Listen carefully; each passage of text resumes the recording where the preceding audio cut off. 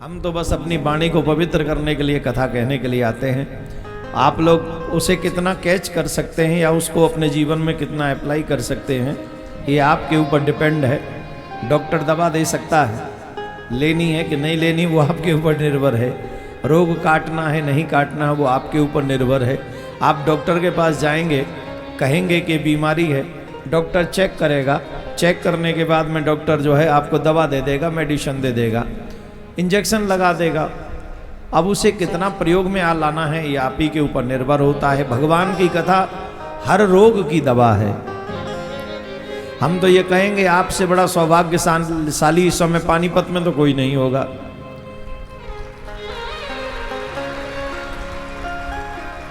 वो इसलिए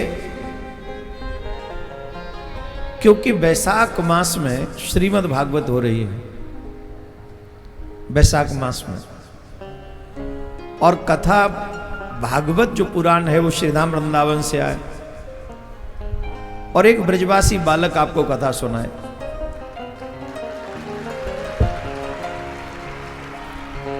कई लोगों को जबरदस्ती ब्रज में जाके बसना होता है, तब जाके वो कहते हैं हम ब्रज में रहते हैं। पर हमारा और आपका सौभाग्य यह है कि हम ब्रज में ही, हमारे पूर्वज भी ब्रजवासी हैं। और ये ब्रजवासी के मुख से श्रीमद् भागवत कथा सुनना, ये हम इसलिए नहीं कह रहे कि हम ब्रजवासी हैं, इसलिए कह रहे हैं कि ये संतों की भावना है।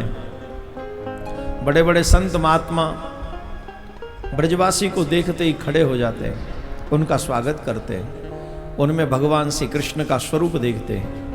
वो इसलिए देखते हैं क्योंकि उनकी भावना, उनकी आत्मा दोनों श्रेष्ठ हैं।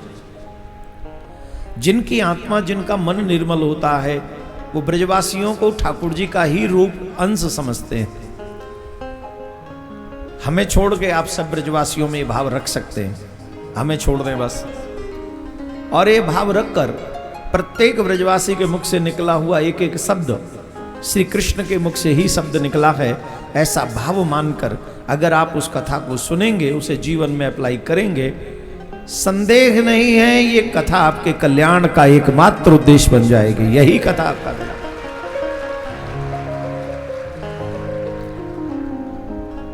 हम कह रहे थे आप भाग्यवान इसलिए हैं कि पानीपत में इतने ही लोग तो नहीं है जितने यहाँ पंडाल में अभी आए हैं, और अभी तो आ ही रहे हैं, खैर आएंगे भी 7 बजे तक, क्योंकि हम लोगों का स्वभाव है 4 बजे का मतलब है चलेंगे धीरे से, 8 बजे तक चलेंगे। जितने ईमानदारी से आप नोट कमाते हो, पैसे के लिए मरते हो, उतनी ईमानदारी से अगर आप भागवत कथा सुनने में मन लगा लो, हम विश्वास करते हैं इस बात का कि ठाकुर जी आपके पीछे पीछे डोलेगा।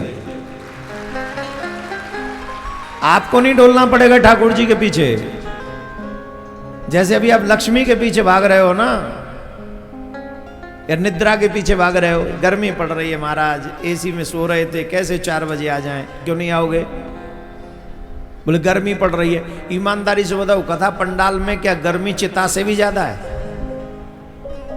जवाब दो। चिता में ज्यादा गर्मी होगी कि कथा पंडाल में? जोर से बोलो। तो फिर उस ताप को भी ये अग्नि शांत करने की क्षमता रखती है। ऐसी है भागवत कथा।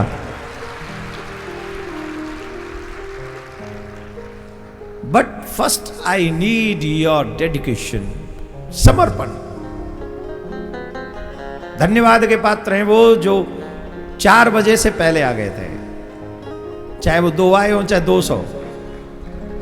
जो 4 बजे से पहले आए वो मेरे लिए बहुत आदरणीय है, क्योंकि आज पहला दिन है और पहले ही दिन 4 बजे आ जाना, उससे पहले आ जाना, समय से पहले, तो हम समझ सकते हैं कि आपके मन में ठाकुर जी की कथा के प्रति लालच होगा।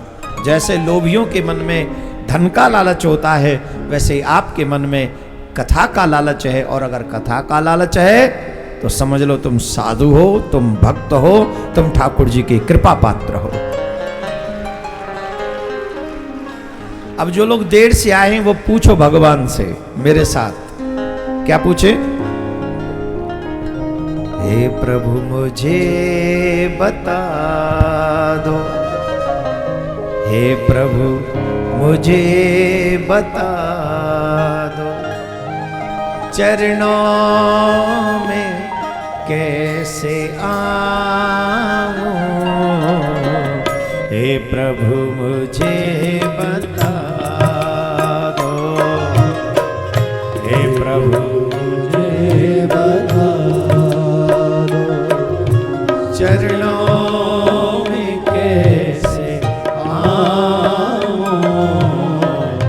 माया के बंधनों से, माया के बंधनों से मैं मुक्ति कैसे पाऊं, हे प्रभु मुझे बता दो, हे प्रभु मुझे बता दो।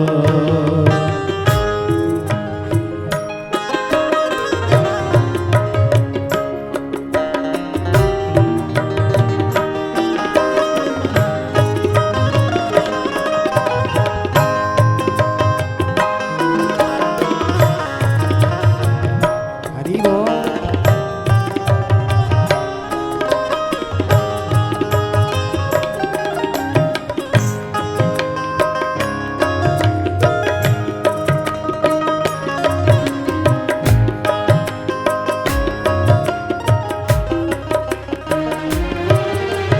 ना जानु कोई पूजन, अज्ञान हो मैं भगवन, ना जानु कोई पूजन, अज्ञान हो मैं भगवन, करना कृपा कृपालु,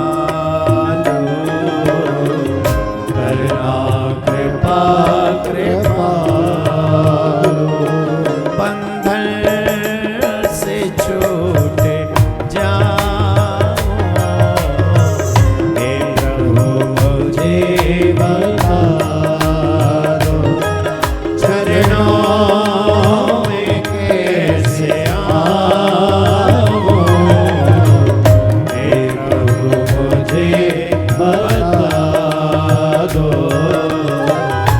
हे प्रभु मुझे बता दो।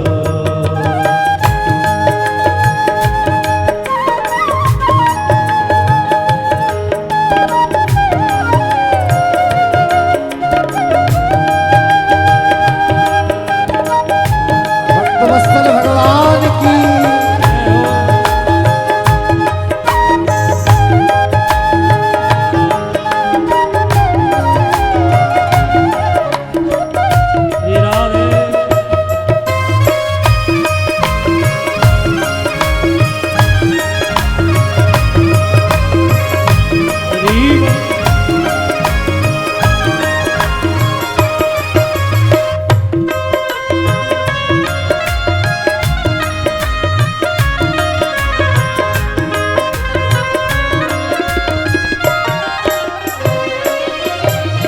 मैं हूँ पतित स्वामी, तुम हो पतित पावन,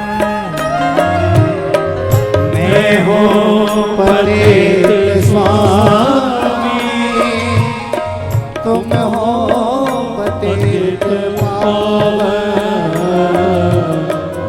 अवगुण भरा हृदय,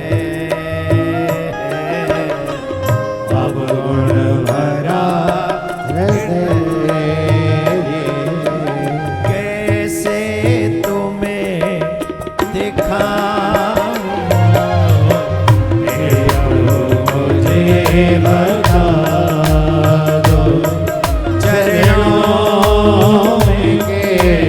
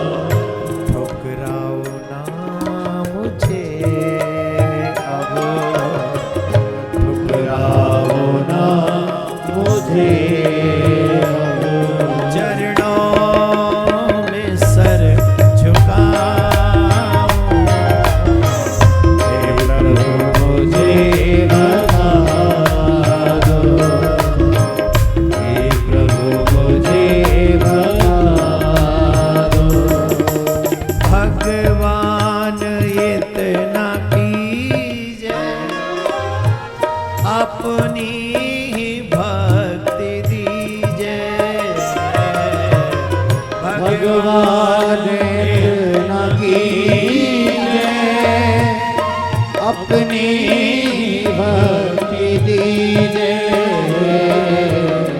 हो प्रेम आप ही से, हो प्रेम आप ही